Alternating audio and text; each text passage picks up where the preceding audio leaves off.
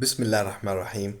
Assalamu alaikum, my third secondary. Welcome to the second semester of Durus Online for your English Book Traveler 6. And today we got listening, vocabulary, and grammar. So let's get started with what we will learn today. As you can see, we have three objectives. Number one, to apply the listening skill. Number two, to practice using new vocabulary. And number three, to use the reported questions correctly. So for number one, I really advise you to get your headphones ready because we're going to have some listening skill, and it's very preferable that you get a pencil and a sheet of paper so you can take notes. So because we're going to hear a interview between two people talking about the characteristics of genius people, why these people are genius, and how they were born, and what talents do they have, what skills do they have, and how do they see themselves as as genius people. Number two, we're going to practice using some new vocabulary. So we're going to remember how we use some words and their meanings in context, and how we guess their meanings in a sentence. So you got A, B, C, or three meanings. You have to guess one meaning out of the three. And finally, we're going to use the reported speech, which is a grammar lesson, and how we use exactly or correctly the reported speech with questions, either information question or WH question, or an indirect question or yes or no question. So if we get started to the with the first slide here, you get two photos of two very famous people. To the right, you got a very famous scientist who was the godfather of science and math and a lot of things. And also to the or next to the photo, you got a very famous painter who painted or drew the most important or the most expensive drawing of a woman. So the question is, what do you know about these two people? And what do they have in common? They have talents, they have gifts, they are, geniuses. So what is so special about them? Actually, this is Albert Einstein, one of the most famous scientists of all time.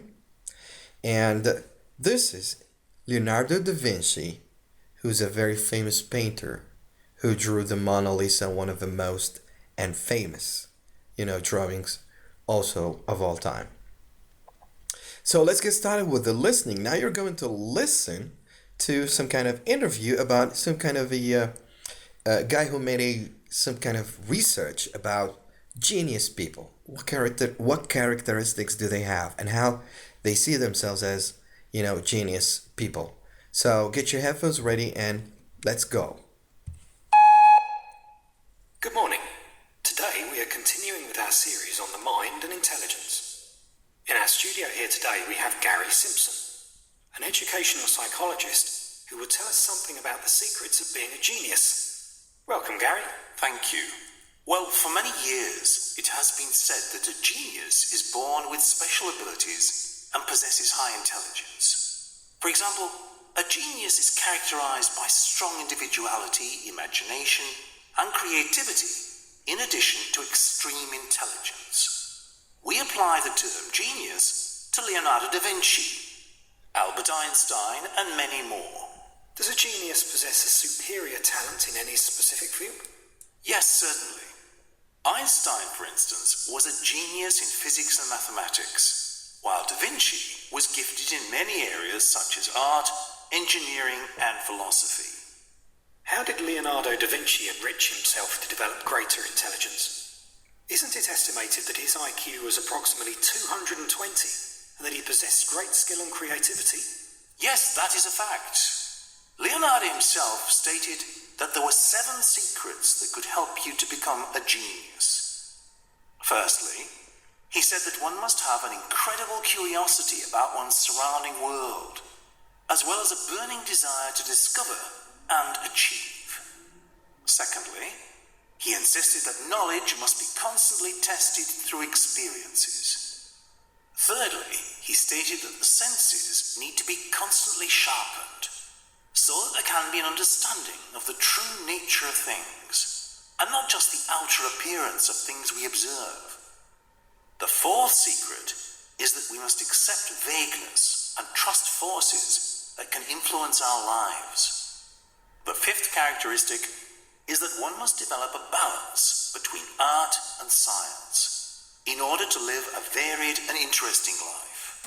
His sixth secret was that one must lead a healthy lifestyle because he felt health and fitness would boost mental power.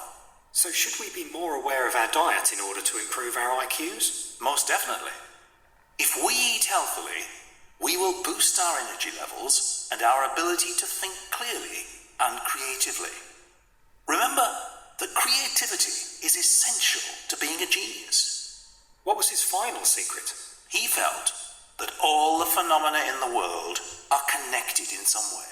That is, energy, laws, nature, and so on. We know that a genius may come in many forms. Leonardo was artistic. What can you tell us about Albert Einstein? We know he was a mathematics and physics genius. But did his genius show itself in early childhood, or did he develop it later in life? Let me tell you about Einstein when he was young.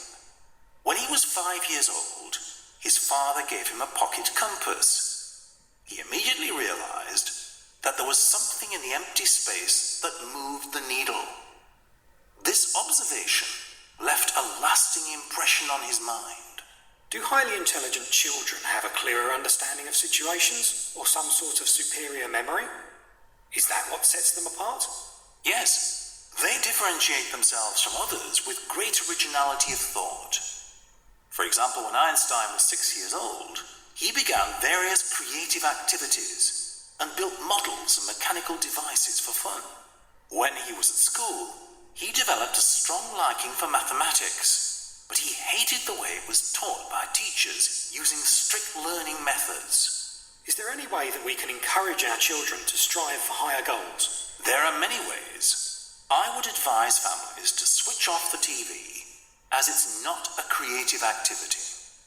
I also think that it's a good idea to encourage children to read a variety of books and do arts and crafts.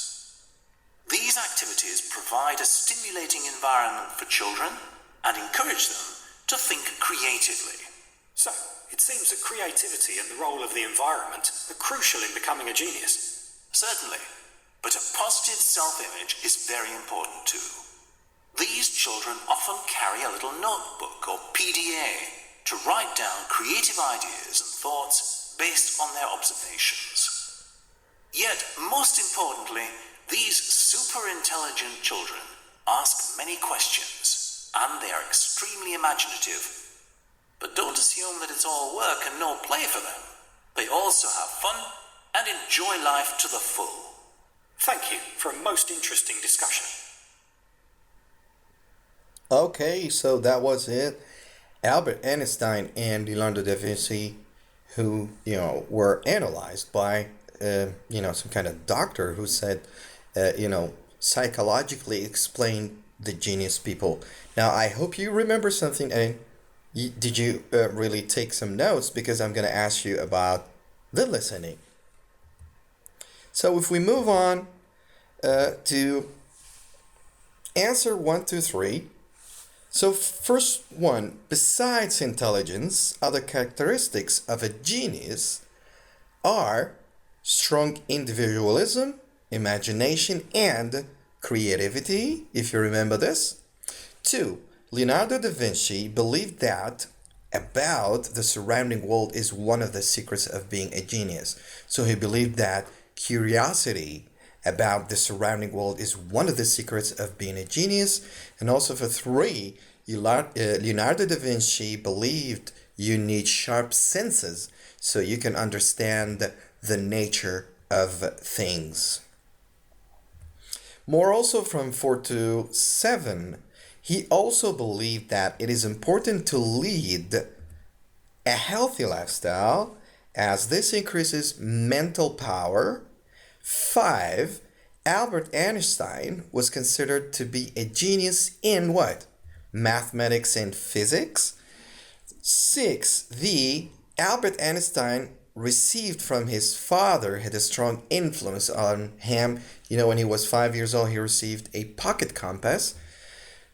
And number 7, as a child, Einstein hated the way mathematics was taught in schools by teachers in strict ways. So that was the lesson in part. Now let's move to some kind of adjectives and nouns and collocations. The collocations, that words that they almost have the same meaning, but we use them differently in context. So for number 1, let's take an example. My first teacher had a lasting impression on me.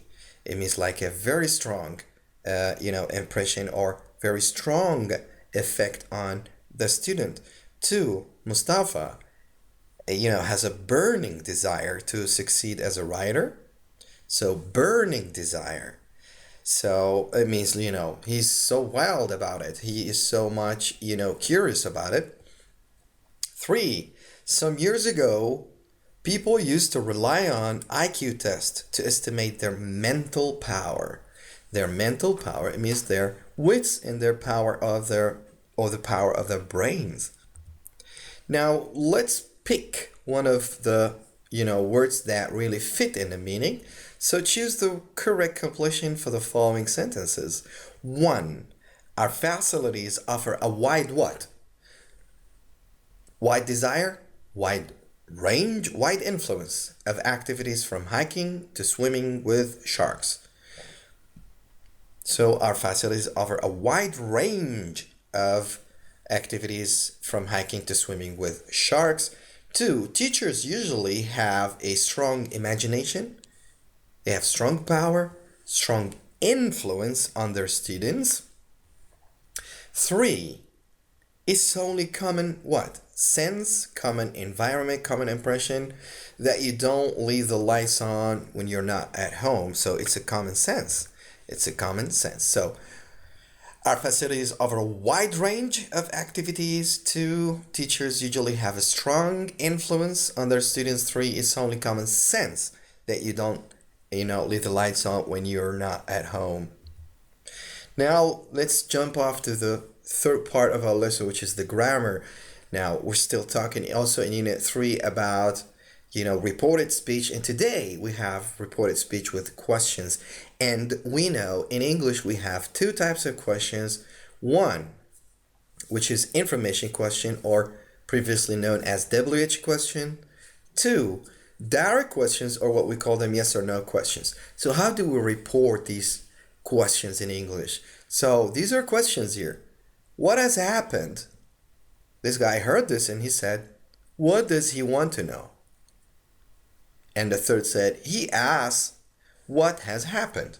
So this is how we move and transfer, questions into reported questions. So if you have WH question or information question, which includes how, where, when, what, who, why, and etc. So here's an example. If you got a direct question, direct sentence like, where are you today? You start, he asked me that, or he asked me where I was today. So are you, I need to answer in reported speech from myself. He asked me where I was that day. So today becomes that day, and are or is or am, we change it from present into simple. So he asked me where I was today, he asked me where I was that day. So also that was for the reported speech, how these words with the first one, which was a WH question. Now what about the second type of question, which is a yes or no question or direct question? If you had a direct sentence like, she asked, is Manal at home? And you report this way. Always he asked that, or he asked if Manal was. So is becomes was, present, always change it into simple, but we added if. Why? Always with the direct questions or with yes or no question, we add if or whether. We don't add if or whether in WH question. we only add this in the direct questions or yes or no questions. So she asked, is Manal at home? We report it this way. He asked if Manal was at home. So let's do this. All right, let's put this into practice. Now rewrite the following sentences in reported speech. Can you, number one, can you tell me the twins apart, or can you tell the twins apart? Tina asked me. 2, when did you visit the States? Terry asked Bill. 3, why are you reading an old newspaper? Claire asked Paul. So let's put these into reported speech, and these are questions. Can you tell the twins apart? When did you visit the States? Why are you reading an old newspaper? And here, always look for the tense of the verb. Can you tell? This is present. Where did you? This is simple past. 3, are you reading? And this is present progressive. So for number 1, Tina asked me, take this here. Tina asked me, oh, this is a yes or no question. So we add if. Okay. Can you tell me the twins? So Tina asked me if I could tell the twins apart. So can becomes could, always from present to past. So Tina asked me if or whether one is correct. You can say Tina asked me if I could tell the twins apart, or Tina asked me whether I could tell the twins apart. Why we added if or whether? Because it's a direct question, or it's a no, yes or no question.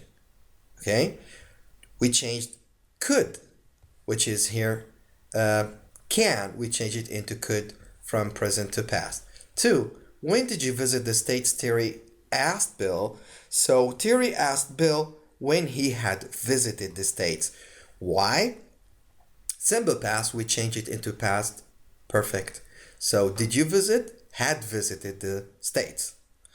And number 3, we don't add if here for 2 or 3. Why? Because they are WH questions. They are not direct questions.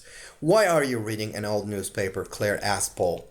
So Claire asked Paul why he was reading. So present continuous, we change it into past continuous.